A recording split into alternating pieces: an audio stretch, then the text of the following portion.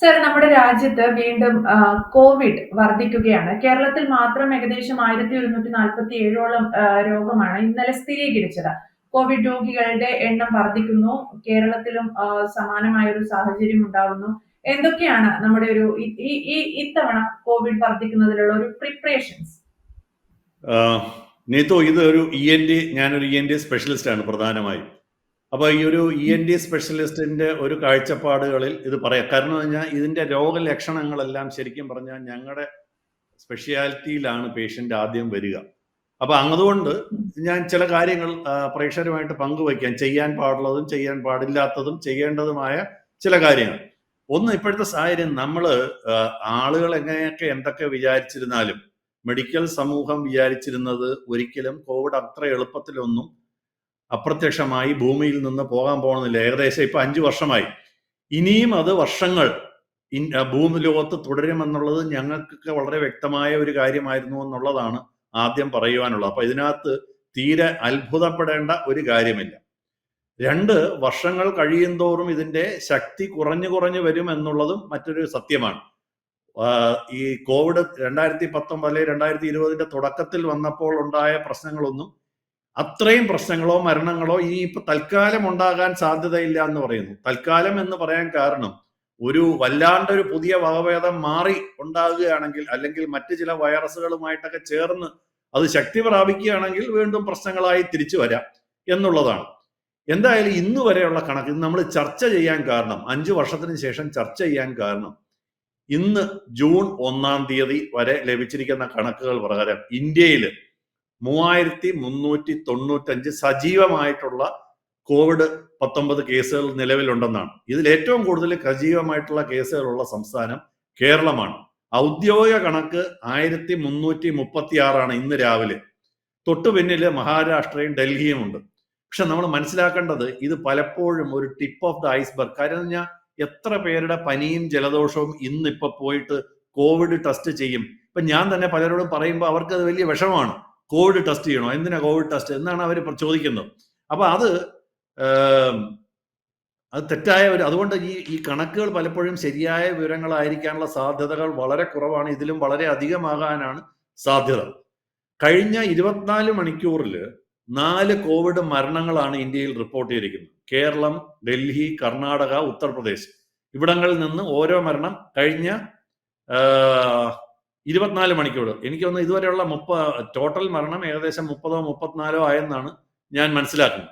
Anyway, ഈ നമ്മൾ മനസ്സിലാക്കേണ്ടത്, ഇപ്പോഴത്തെ കോവിഡിന്റെ ഒരു പ്രത്യേകതയുണ്ട്. ഇത് വല്ലാത്ത മഴയത്താണ് വന്നിരിക്കുന്നത്. മഴയത്ത് ഇത്തരം ജലദോഷ പനികൾ പടരാനുള്ള സാധ്യത കൂടുതലാണ്. കാരണം വെച്ചാൽ നമ്മുടെ ഇമ്മ്യൂണിറ്റി ഒക്കെ ഒന്ന് കുറച്ച് കുറഞ്ഞിരിക്കുന്ന സമയമാണ്. ജലദോഷവും തുമ്മലും ഉണ്ടാകാനുള്ള സാധ്യതയുള്ള സമയമാണ്. അലർജി ഉണ്ടാകാനുള്ള സാധ്യത കൂടുതലാണ്. അതുകൊണ്ട് എന്ത് പറ്റുമെന്ന് പറഞ്ഞു കഴിഞ്ഞാൽ ഇത് എളുപ്പം സ്പ്രെഡ് ചെയ്യാനുള്ള സാധ്യതയും വളരെ കൂടുതലാണ്. അപ്പൊ അതുകൊണ്ട് നമ്മൾ വളരെ ശ്രദ്ധിക്കണം എന്നുള്ളതാണ്. ഈ പണ്ടത്തെ പഴയ സർക്കാരിന്റെ ഭയമല്ല വേണ്ടത്, ജാഗ്രതയാണ് വേണ്ടതെന്നുള്ളത് ഇപ്പം വളരെ പ്രസക്തമാണ് എന്നാണ് ഞാൻ വിചാരിക്കുന്നത്. അപ്പൊ ചെറിയ തോതിലുള്ള ലക്ഷണങ്ങൾ മാത്രമാണ് ഇപ്പൊ കാണിക്കുന്നത്. അതുകൊണ്ട് പലപ്പോഴും ഇതിനെ ആളുകൾ നിസ്സാരമായി എടുക്കും. ഈ പണ്ട് നമ്മൾ ഈ മെഡിക്കൽ ലീവ് ഡോക്ടർമാരുടെ നിന്ന് മെഡിക്കൽ ലീവ് മേടിക്കുന്നത് അവരവർക്ക് എന്തെങ്കിലും ആവശ്യമുള്ളപ്പോൾ മാത്രം. സാധാരണ രോഗികൾ വന്ന ഈ അസുഖമായിട്ട് അങ്ങ് ആശുപത്രിയിലും സ്കൂളിലും പോകണമാണ് കണ്ടിട്ടുള്ളത്. അതൊരിക്കലും ചെയ്യാൻ പാടില്ല എന്നുള്ളതാണ്. ഈ ചെറിയ തോതിലുള്ള ലക്ഷണങ്ങളാണെങ്കിലും അവർ വീട്ടിൽ ഐസൊലേറ്റഡ് ആയി മറ്റുള്ളവർക്ക് കൊടുക്കാതെ നോക്കേണ്ടത് വളരെ പ്രധാനമാണ്. പ്രത്യേകിച്ച് പ്രായമായവർ വീട്ടിലുണ്ടെങ്കിൽ അവർ വീട്ടിൽ നിന്ന് പുറത്തിറങ്ങില്ലെങ്കിലും പുറത്തു പോകുന്നവരാണ് പലപ്പോഴും ചെറുപ്പക്കാരും കുട്ടികളുമാണ് ഇവർക്ക് രോഗം കൊണ്ടുവന്ന് അവരെ അപകടപ്പെടുത്തുന്നത്. ഇത് നാം തിരിച്ചറിയേണ്ട വളരെ പ്രസക്തമായ ഒരു കാര്യമാണ്. അപ്പൊ അതുകൊണ്ട് പ്രായമായവരും രോഗപ്രതിരോധ ശേഷി കുറഞ്ഞവരും, അതായത് വലിയ ഡയബറ്റീസ് ഉള്ളവര്, ക്യാൻസറിന്റെ ട്രീറ്റ്മെന്റ് എടുക്കുന്നവര്, അവയവങ്ങൾ മാറ്റിവെച്ചവര്, അല്ലെങ്കിൽ വേറെ എന്തെങ്കിലും കാരണം കൊണ്ട് രോഗപ്രതിരോധ ശേഷി കുറഞ്ഞിരിക്കുന്നവര്, ഇവർക്കൊക്കെ അപകടങ്ങൾ ഉണ്ടാകുന്നു എന്നാണ് സൂചന. അപ്പൊ അതുകൊണ്ട് അത്തരക്കാർ വളരെ കടുത്ത ജാഗ്രത പാലിക്കണം. അപ്പൊ ഇപ്പൊ ഉണ്ടായിരിക്കുന്ന ഈ മൈക്രോണിന്റെ ഉപഭേദങ്ങളായിട്ടുള്ള JN1 എന്ന ഒരു ഇനമാണ് പൊതുവെ പ്രചാരത്തിലുള്ളത് എന്നാണ് കണക്കാക്കപ്പെടുന്നത്. ഇതിനെ നമ്മുടെ ആരോഗ്യ വകുപ്പ് വളരെ സൂക്ഷ്മമായി നിരീക്ഷിക്കുന്നുണ്ട്.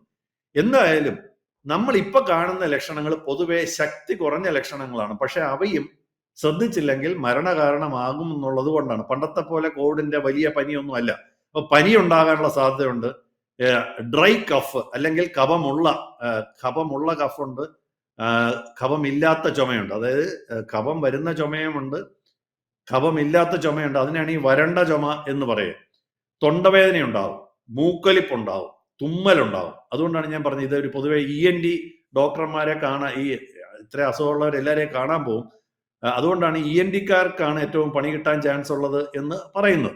എനിവേ, അപ്പൊ ഞാൻ നേരത്തെ പറഞ്ഞു 2 തരത്തിലുള്ള ചുമയുണ്ടാകാം. കഫമുള്ളതാകാം, കഫമില്ലാത്തതാകാം. അതിന്റെ കൂട്ടത്തിൽ മൂക്കൊലിപ്പുണ്ടാകാം, തലവേദന ഉണ്ടാകാം, ക്ഷീണമുണ്ടാകാം. അപ്പൊ ഈ രോഗലക്ഷണങ്ങളൊക്കെ കാണുകയാണെങ്കിൽ അത് വെറുതെ ഒരു ജലദോഷപ്പനിയായിട്ട് തൽക്കാലം ഇപ്പോഴത്തെ സാഹചര്യത്തിൽ കാണാൻ സാധിക്കില്ല. പലരും ഇപ്പം മാസ്ക് ഉപയോഗിക്കുന്നില്ല.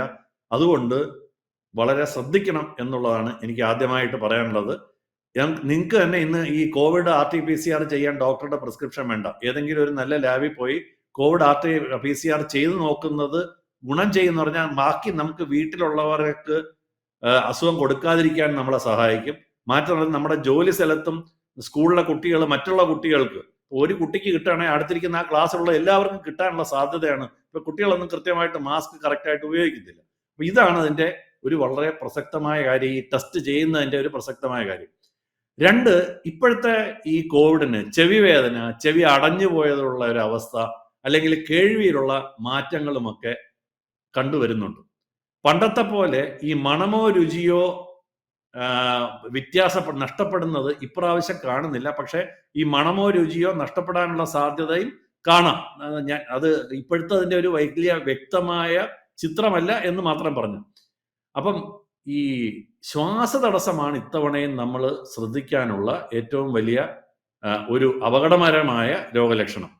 ഇനി അടുത്തത് ഇത്തരം ജലദോഷപ്പനിയൊക്കെ പോലെ, ഇത് സാധാരണ ജലദോഷപ്പനി പോലെ തന്നെയാണ്. തൊണ്ടവേദന, മൂക്കൊലിപ്പ്, മൂക്കടപ്പ്, തുമ്മല് ഇങ്ങനെയൊക്കെ വരുമ്പോൾ നമ്മൾ സാധാരണഗതിയിൽ, എനിക്കറിയണ മലയാളി ചെയ്യുമോ എന്ന് എനിക്ക് അറിഞ്ഞുകൂടാ, പക്ഷെ എന്നാലും ആശുപത്രിയിൽ പോയി ചികിത്സ തേടാനുള്ള ഒരു ടെൻഡൻസി അപകടകരമാണ് എന്നുള്ളതാണ് എനിക്ക് പറയാനുള്ളത്. എന്തുകൊണ്ടെന്ന് പറഞ്ഞാൽ ഒരു ആശുപത്രിയിൽ, ഏത് ആശുപത്രിയിലായാലും ഈ പ്രത്യേകിച്ച് ഈ മഴ സമയത്ത് ഇഷ്ടം പോലെ വെയിറ്റിംഗ് ഏരിയയിൽ വെയിറ്റിംഗ് ആയി ചെയ്യുന്ന രോഗികളുണ്ടാവും. അപ്പൊ ഇവർക്ക് ഒരാൾക്ക് ഇല്ലെങ്കിൽ തന്നെ നമ്മൾ ചിലപ്പോൾ കോവിഡ് അല്ലാത്ത അസുഖത്തിനായിരിക്കും ആശുപത്രിയിൽ പോകുന്നത്. അപ്പൊ ആ കോവിഡ് കിട്ടാനുള്ള ഒരു സാധ്യത, മറ്റുള്ള രോഗികളുടെ നിന്ന് കോവിഡ് കിട്ടാനുള്ള സാധ്യത, മറ്റുള്ളവർക്ക് കൊടുക്കാനുള്ള സാധ്യത ഉണ്ട്. അപ്പൊ ഇത്തരം സന്ദർഭങ്ങളിൽ ഒരു നിവൃത്തി ഉണ്ടെങ്കിൽ അത്യാവശ്യ ഘട്ടങ്ങളിലല്ലാതെ ഒരു തിരക്കുള്ള സ്ഥലത്ത് പോകാതിരിക്കുന്നതാണ് ബുദ്ധി എന്നാണ് പൊതുവെ പറയപ്പെടുന്നത്. അപ്പൊ ആശുപത്രികളും ക്ലിനിക്കുകളും തിരക്കുള്ള സ്ഥലങ്ങൾ ഒഴിവാക്കുന്നതാണ് നല്ലത്. മാത്രമല്ല, കാരണം ഞാൻ നേരത്തെ പറഞ്ഞല്ലേ, ക്ലിനിക്കൽ സാഹചര്യത്തിൽ ആളുകളെല്ലാം ഒരുമിച്ചിരിക്കുന്നതുകൊണ്ട് അവിടെ രോഗമുള്ളവരാണല്ലോ പൊതുവെ ഉള്ളത്. അടുത്തത് ഈ ഇത്തരം രോഗങ്ങൾ ശരിക്കും പറഞ്ഞാൽ ഇത്രയും ലക്ഷണങ്ങൾ ഉണ്ടെങ്കിൽ വീട്ടിൽ തന്നെ ഇരുന്ന് ചികിത്സിക്കുന്നതാണ് നല്ലത്. ഇന്ന് സർക്കാരിന്റെ ഓൺലൈൻ കൺസൾട്ടേഷനുകൾ അവൈലബിൾ ആണ്. ഫ്രീ ആയിട്ടുള്ള ഓൺലൈൻ കൺസൾട്ടേഷനുകൾ അവൈലബിൾ ആണ് കേരള സർക്കാരിന്റെ. നിങ്ങൾക്ക് മറ്റുള്ള ഡോക്ടർമാരും നിങ്ങൾക്ക് ഓൺലൈൻ കൺസൾട്ടേഷൻ കാണുന്ന ഡോക്ടർമാരുണ്ടെങ്കിൽ അവരെ കാണിക്കുന്നതാണ് കൂടുതൽ ഉചിതം. പ്രത്യേകിച്ച് ഇതുപോലത്തെ ചെറിയ ലക്ഷണങ്ങൾക്ക് അതാണ് ബുദ്ധി. അപ്പൊ കൂടുതൽ ആളുകൾക്ക് അങ്ങോട്ടും ഇങ്ങോട്ടും പരത്താതിരിക്കുക എന്നുള്ളതാണ് അതിന്റെ ലക്ഷ്യം. അപ്പൊ അതുകൊണ്ട് ഇതാണ് ഒന്ന് ശ്രദ്ധിക്കാനുള്ളത്. അത്യാവശ്യമില്ലെങ്കിൽ കഴിയുന്നതും ആശുപത്രികളിൽ പോകാതിരിക്കുക. വിനോദ് സാർ, ഒരു സംശയം കൂടിയാണ്. നമ്മൾ അങ്ങനെ ഒരു ഇൻഫർമേഷൻ നമ്മൾ പ്രേക്ഷകരുമായിട്ട് പാസ് ചെയ്യുമ്പോഴും ഇത് എല്ലാവരും കരുതുന്ന, ഇപ്പം ഡോക്ടർ പറയുന്ന പല കാര്യങ്ങളും വിശ്വാസ്യതയിൽ എടുക്കുന്ന ഒരുപാട് വ്യൂവേഴ്സ് ഉണ്ട്. നമുക്കതറിയാം.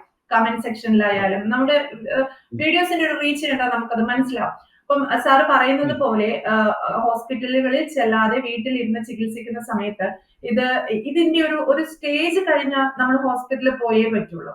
അപ്പോൾ അങ്ങനെ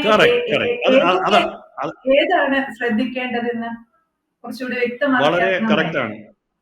വളരെ കറക്റ്റ് ആണ്. ഞാൻ പറഞ്ഞത് തുടക്കത്തിലുള്ള കൺസൾട്ടേഷൻ, ഈ ഓൺലൈൻ കൺസൾട്ടേഷൻ പ്രത്യേകിച്ച് സർക്കാർ സൗജന്യമായി തരുന്നുണ്ട്. അത് കഴിഞ്ഞിട്ട് നിങ്ങൾ വീണ്ടും പ്രശ്നമുണ്ടെങ്കിൽ വീണ്ടും ഓൺലൈൻ കൺസൾട്ടേഷൻ ചെയ്യണം. ഇനി എന്ത് വന്നാലും അവർ പറയുകയാണെങ്കിൽ ഉടനായിട്ട് ആശുപത്രി പോകണം. 2, നിങ്ങൾക്ക് അറിയാനുള്ള ആഗ്രഹമാണെങ്കിൽ കടുത്ത ശ്വാസതടസ്സം, ഞാൻ നേരത്തെ പറഞ്ഞ പോലെ കടുത്ത ശ്വാസതടസ്സം അനുഭവപ്പെടുകയാണെങ്കിൽ ഉടൻ ആശുപത്രിയിൽ പോകണം എന്നുള്ളത് വളരെ പ്രസക്തമാണ്. 2, ഇന്ന് പൾസ് ഓക്സിമീറ്ററിനൊന്നും വലിയ വിലയില്ല.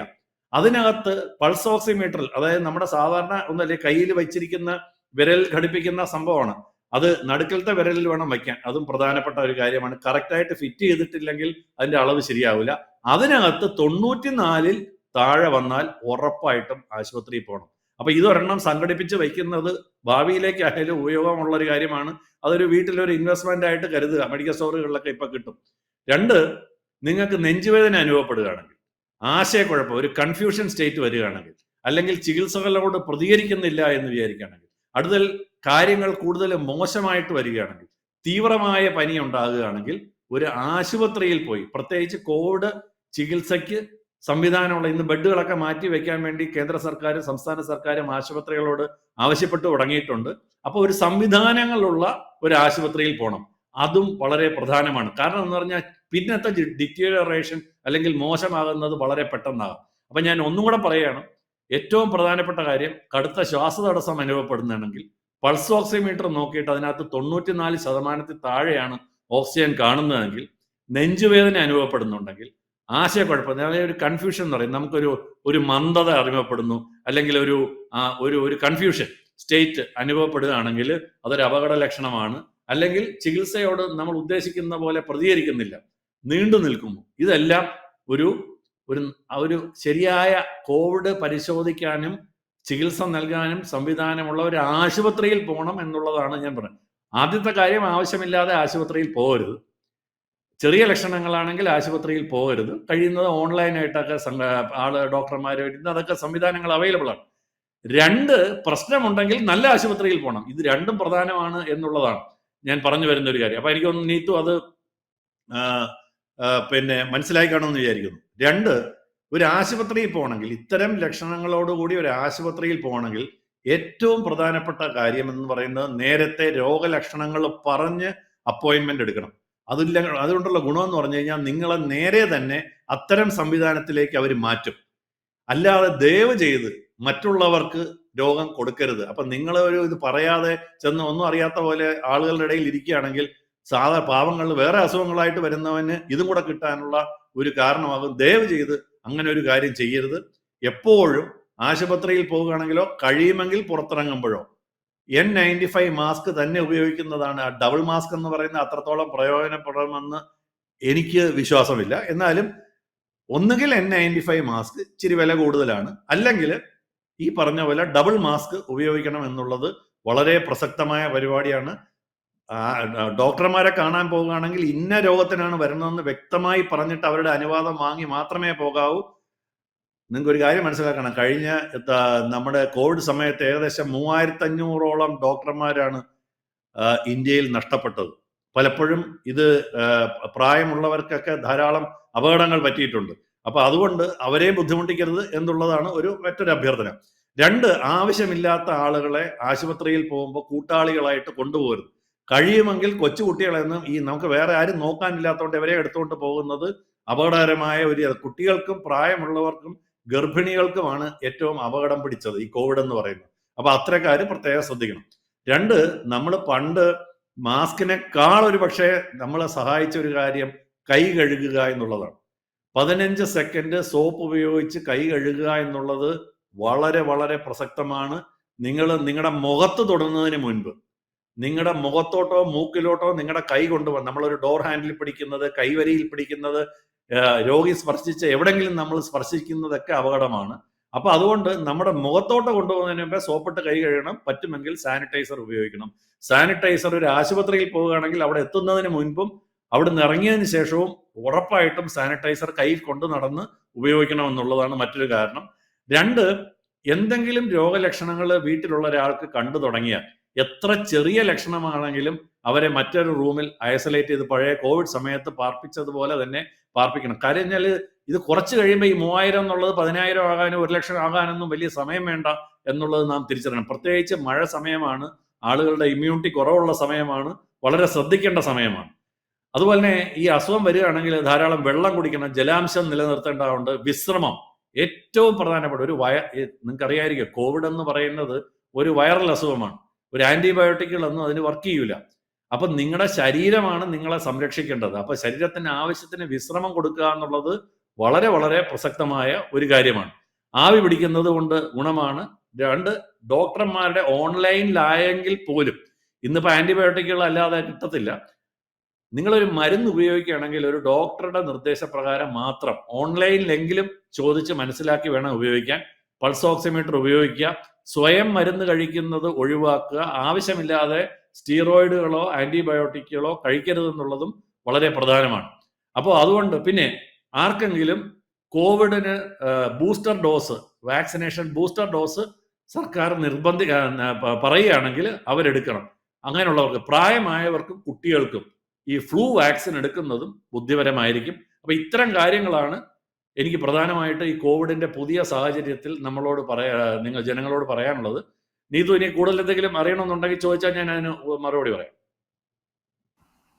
പക്ഷെ ഇപ്പോഴും ആളുകൾക്ക് അതറിയാം, അത് പൊതുവെ മാറി മാറി വരുന്ന ഒരു സാഹചര്യമാണ്. പൊതുവെ ഇപ്പോഴും എനിക്കായാൽ പോലും കോവിഡ് എന്ന് കേൾക്കുമ്പോൾ ആ പഴയൊരു പേടി തോന്നുന്നില്ല എന്നുള്ളതാണ്. എന്തുകൊണ്ടായിരിക്കും ആളുകൾക്കിടയിൽ ഇപ്പോഴും ആ ഒരു കോവിഡ് എന്ന് കേൾക്കുമ്പോൾ നമുക്ക് നേരത്തെ ഉണ്ടായിരുന്ന പേടി തോന്നുന്നില്ല? ഈ ഭയം എന്ന് പറയുന്നതിനൊരു വലിയ സങ്കല്പമുണ്ട്. ഭയം, നമുക്കറിയാത്ത ഒന്നിനെ കുറിച്ചാണ് ഭയം. അപ്പൊ ഈ കോവിഡ് വരുന്നു, അവിടെ ആളുകൾ മരിക്കുന്നു എന്ന് കേൾക്കുമ്പോൾ നമുക്ക് ഭയം. അതാണ് ആക്ച്വലി നമ്മളെ ഭയപ്പെടുത്തിയത്. പക്ഷേ അന്ന് നമുക്ക് ഡോക്ടർമാർക്ക് പറഞ്ഞുകൂടാ എന്താണ് ആക്ച്വലി ഇതിന്റെ ഒരു സാഹചര്യം എന്ന്. ഡോക്ടർമാർ, ഞാൻ പറഞ്ഞില്ലേ, എൻ്റെ ഒരു കണക്കനുസരിച്ച്, ഔദ്യോഗിക കണക്കില്ല, IMAയുടെ കണക്കാണ് ഈ പറയുന്നത്. 3500 ഡോക്ടർമാർ, മോഡേൺ മെഡിസിൻ ഡോക്ടർമാർ ആ കാലയളവിൽ മരിച്ചു എന്നുള്ളതാണ് ഞാൻ മനസ്സിലാക്കിയിരിക്കുന്നത്, അല്ലെങ്കിൽ ഞങ്ങളുടെ അസോസിയേഷനും സംഘടനകളും മനസ്സിലാക്കിയിരിക്കുന്നത്. അപ്പോ ഇതൊരു ഭയം ഉണ്ടാക്കുന്ന കാര്യം തന്നെയാണ്. പക്ഷേ നമ്മൾ ഒരേ കാര്യം വീണ്ടും വീണ്ടും റിപ്പീറ്റഡ് ആയിട്ട് വരുമ്പോൾ ഭയം പോവും. അത് മനുഷ്യന്റെ ഒരു സ്വഭാവം. ഈ യുദ്ധത്തിൽ പോലും അങ്ങനെയാണ് സംഭവിക്കുക. യുദ്ധം സ്ഥിരമായിട്ട് ചെയ്ത് വന്നു കഴിഞ്ഞാൽ കുറെ കഴിയുമ്പോൾ ഇതിപ്പോ യുദ്ധമാണല്ലോ, അത് നടക്കും. 5 വർഷം 6 വർഷം ഇപ്പൊ യുക്രൈനും റഷ്യയും തമ്മിൽ യുദ്ധം, അവിടെ ആളുകൾ ജീവിക്കുന്നില്ലേ. ഈ ഭയം അൺഫോർച്ചുനേറ്റ്ലി കുറച്ച് കഴിയുമ്പോൾ കുറയും. പക്ഷെ അതൊരു അപകടമാണ്. ഇത് എപ്പോ വേണമെങ്കിലും അതിനാണല്ലോ ഇപ്പൊ നമ്മൾ ഈ പ്രോഗ്രാം ചെയ്യണം. ഇപ്പൊ ഈ കാര്യങ്ങളൊക്കെ പണ്ടും എല്ലാവർക്കും അറിയാവുന്നതാണ്. എന്തുകൊണ്ടാണ് ഇപ്പൊ നമ്മളത് വീണ്ടും പറയുന്നതെന്ന് വെച്ചാൽ ഈ ആളുകളിൽ ഭയം ഇല്ലാതായി എന്ന് നമുക്ക് തിരിച്ചറിയുന്നത് കൊണ്ടാണ് അത് പറയുന്നത്. ഭയപ്പെടണം. അതായത് ജാഗ്രത മാത്രം, ഈ ജാഗ്രത ഉണ്ടാവണമെങ്കിൽ ഭയം കൂടെ വരണം. ഭയമില്ലാതെ ജാഗ്രത വരില്ല എന്നാണ് ഞാൻ വ്യക്തിപരമായി വിശ്വസിക്കുന്നത്. അതുകൊണ്ട് ഭയത്തോടു കൂടി തന്നെ വേണം. ഭയം എന്ന് പറഞ്ഞിട്ട് വീട്ടിൽ ഇരിക്കണമെന്നോ ജോലിക്ക് പോകണമെന്നോ ഒന്നും അല്ല. പക്ഷെ അസുഖം വന്നാൽ ജോലിക്ക് പോകരുത്, കുട്ടികളെ സ്കൂളിൽ അയക്കരുത്. ദയവ് ചെയ്ത് അസുഖം വന്നാൽ വീട്ടിൽ തന്നെ ഇരിക്കണം. കോവിഡ് സമയത്ത് അത് വളരെ വളരെ നിർബന്ധമാണ്. അപ്പൊ അതാണ് എനിക്ക് അതേക്കുറിച്ച് പറയാൻ. യെസ്, എന്തായാലും വ്യക്തമാണ്. പഴയതുപോലെ കോവിഡിന്റെ വകഭേദം അല്ലെങ്കിൽ കോവിഡിനൊരു ശക്തി കുറഞ്ഞു എന്ന് കരുതി നിസ്സാരവൽക്കരിക്കരുത്. അതിൻ്റെതായ ഇമ്പോർട്ടൻസ് നൽകി ഡോക്ടർ പറഞ്ഞതുപോലെ ആവശ്യമാണെങ്കിൽ മാത്രം ആശുപത്രിയിൽ സന്ദർശനം നടത്തുക, അല്ലാത്ത പക്ഷം ഓൺലൈൻ കൺസൾട്ടൻസി പോലെയുള്ള സംവിധാനങ്ങളെ സമീപിക്കുക എന്നുള്ളതാണ്. ആസ് എ ഡോക്ടർ എന്നുള്ള രീതിയിൽ കോവിഡ് വകഭേദം കേരളത്തിൽ 1000-ലധികം കേസുകളാണ് ഇന്നലെ മാത്രം കേരളത്തിൽ റിപ്പോർട്ട് ചെയ്തത്. ഈ ഒരു സാഹചര്യത്തിൽ ഇത്രയേറെ വിശദാംശങ്ങൾ നൽകിയതിന് ജനങ്ങൾക്ക് ഏറെ ഉപകാരപ്പെടുന്ന ഒരു ഇൻഫർമേഷൻ ആണ് ഡോക്ടർ പാസ് ചെയ്തിരിക്കുന്നത്. Thank you so much doctor Vinod B Nair. കൂടുതൽ വാർത്തകളും വിശേഷങ്ങളും നിങ്ങളിലേക്ക് എത്താൻ ABC മലയാളം സബ്സ്ക്രൈബ് ചെയ്യുക, ബെൽ ബട്ടണും അമർത്തുക.